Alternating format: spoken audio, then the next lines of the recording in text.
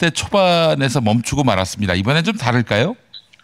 뭐 아직 선거 초반이니까 또 후반부로 가면은 보수도 이제 좀 정리가 되고 좀 더 결집할 것이다라고 좀 생각해서 저도 이제 전망을 좀 조심스럽게 말씀드릴 수밖에 없는데요. 네. 일단 13일인가 매일신문이 한길 리서치 그 여론조사 결과를 바탕으로 보도를 했는데요. 네. 거기 보면 이제 이재명 후보가 30%를 넘는 것으로 나오고 있습니다. 예. 그리고 또 재밌는 게 민주당 지지율이 25% 정도 수준인데 그보다 이제 한 5% 이상 많이 나오는 거잖아요. 네. 그래서 이제 민주당 지지층 플러스 중도층까지 확장되고 있다라고 하는 것들을 저희가 좀 이렇게 바라보고 있고요.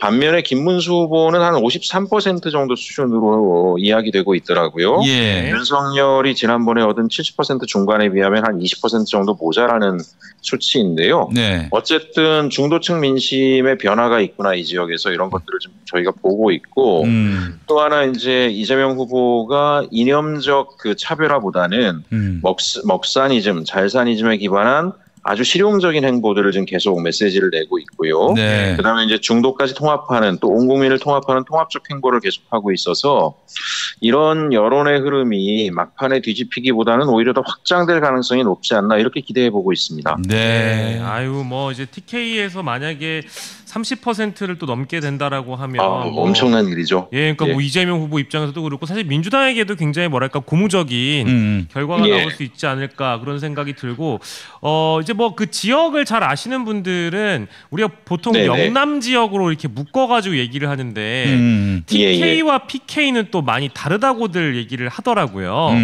근데 지금 저희가 이제 주로 다룬 곳이 이제 TK 지역이고. PK 공약에 대해서는 또 중요도를 또 남다르게 저희 선대위 차원에서 보고 있을 것 같아요. 대구 경북과 또 부산 경남 지역과 좀 구분해 가지고 선대위의 전략을 좀 설명해 주실 수 있다면 어떨까요?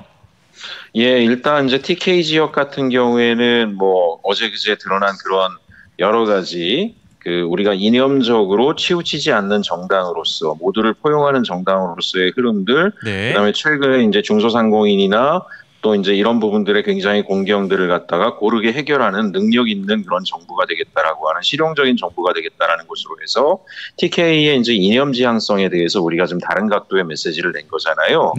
이제 부산 경남 지역은 또 조금 다를 수가 있어요. 부산 경남 지역은 이제 과거에는 산업화가 많이 이루어져서 사실 인구 구성이 굉장히 혼합돼 있는 지역이긴 하죠.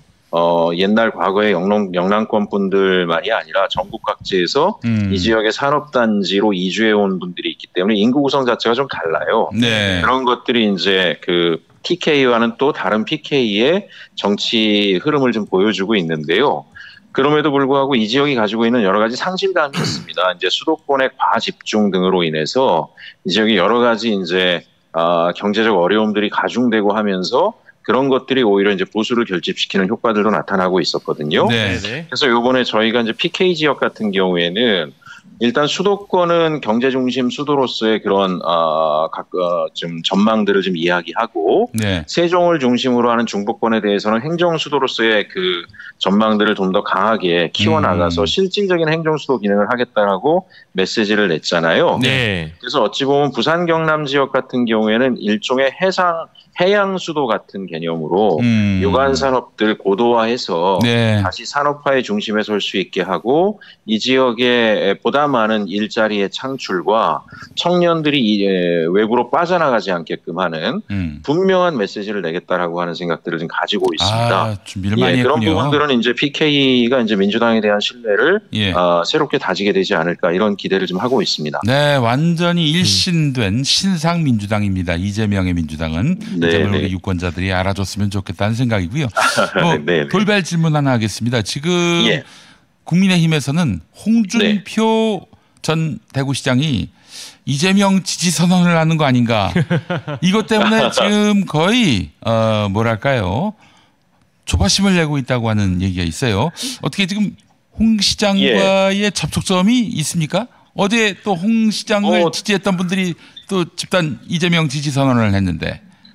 그 특별한 뭐 저희가 접촉점을 따로 갖거나 그런 것은 없습니다. 다만 이제 이재명 후보님이 통합 행보를 하시면서 또 홍준표 후보가 또 여러 가지 뭐 메시지상으로 과거에 이재명 후보를 비난하거나 이런 여러 가지 것들도 있었지만 그런 거를 다 그냥 내려놓고 정말 훌륭한 정치인인데 참 큰 좋은 선배인데 네. 정계를 은퇴하고 미국까지 간 것에 대해서 안타까운 마음을 이야기하셨잖아요. 예. 또 다시 돌아오시면은 또 좋은 관계로 함께 우리가 해나갈 수 있지 않겠냐라는 메시지를 냈기 때문에 네. 아마 홍준표 지지자들이 깜짝 놀라지 않았을까 싶어요. 어찌 보면 뭐 조갑재 씨 같은 보수의 네. 대표 아이콘조차도 이재명 후보를 인정하게 된 것이 네. 그 말이 그냥 단지 정치적 수사가 아니라 예. 진정성이 담겨 있는 것들을 느꼈기 때문인데요. 최근에 국민의힘 내부에서 뭐 극우 집단이라든가 윤석열, 뭐 김문수 이런 사람들이 보여준 행보와 완전히 질적으로 다른 모습들을 보여주는 것에 대해서 홍준표 지지자들이 거기에 반응한 것이 아닌가라고 좀 생각을 합니다. 네. 네. 네. 아 그리고 지금 네. 윤석열 선긋기 어쨌든 국민의힘의 숙제는 외연 확장과 중도 확장을 위해서는 어쨌든 윤석열에 대한 거취 문제를 두고 김문수 후보에게 계속 이제 입장을 요구했는데 어제 같은 경우에는 이제 개인에게 강요할 사안이 아니다. 이제 이런 얘기를 했습니다. 어쨌든 지금 당이 대통령 보고 탈당하지 말라 이렇게 하는 거 옳지 않다라는 입장이 김문수 후보 입장이었고 어제 같은 경우에는 그 윤석열 측근이라고 부르는 서정욱 변호사라는 분이 라디오에 나와가지고요. 오늘 윤석열이 자진 탈당할 가능성이 있다. 희생적인 선제 탈당으로 선거판이 뒤집힌다. 이런 얘기까지 했거든요. 탈당의 여부가 이 선거판에 실제 영향을 미칠 수 있을까요? 어떻게 보십니까? 뭐 별 영향이 있겠는가 싶기는 하지만 김문수 후보로서는 상당히 당혹스러울 것 같습니다. 일단 이제 김문수 후보가 지금 기댈 곳이 없어요. 이재명 후보가 굉장히 그 중도층까지 아우르는 보수, 합리적인 보수까지 아우르는 그런 행보들을 계속해 오면서 그것이 이제 진정성 있는 행보로 뭐 이렇게 이제 인정을 받으면서 중도 보수와 합리적 보수가 민주당으로 좀 중심 이동하고 있거든요. 네. 저는 뭐 이제 이렇게 예측을 합니다. 아마 그 홍준표 지지자들이 지지 선언했는데 뭐 지지 선언까지는 안 하더라도 한동훈 지지자도 분명히 민주당 찍을 거다. 저는 그렇게 생각합니다. 김문수 찍지 않을 거다라고 보거든요. 이제 이런 상황이 되다 보니까 김문수는 뭐 여러 가지 여론 지형을 보면 윤석열과 결별을 해야 되는데 윤석열, 김건희, 정광훈과 결별했다가는 이제 자기가 설 자리가 없는 거죠. 그래서 윤석열을 붙잡고 있구나. 이제 그래서 이제 애매한 양다리인데요. 한 손에는 권성동, 한 손에는 김용태. 이걸 국민들이 그 양다리를 어떻게 보겠습니까? 결코 용납하지 않을 건데요. 이참에 또 이제 윤석열은 또 잔머리 굴리는 거잖아요. 자기가 만약에 탈당을 해서 중립지대를 빠지면 나 지지하는 사람 도와줄 거야. 결국 김문수냐 황교안이냐 뭐 이런 그 또 딜을 할 건데 그런 상황이 이제 김문수로서는 굉장히 김문수 후보로서는 당혹스러울 것 같아요. 하지만 대통령까지 하겠다라고 나온 사람이면은 분명한 정치적 결단을 해야 되지 않겠습니까? 그럼요, 당연하죠. 자, 그래서 뭐 제가 들리는 소문에 의하면은 윤석열이 그 한덕수가 안 된 것에 대해서 멘붕이 왔대요. 될 줄 알았는데 안 되니까 그 정말 정신적인 현타가 왔다. 이런 얘기가 들립니다. 자, 최혁진 원장님 오늘 첫 시간인데 너무 감사했고요. 내일 또 다시 뵙도록 하겠습니다.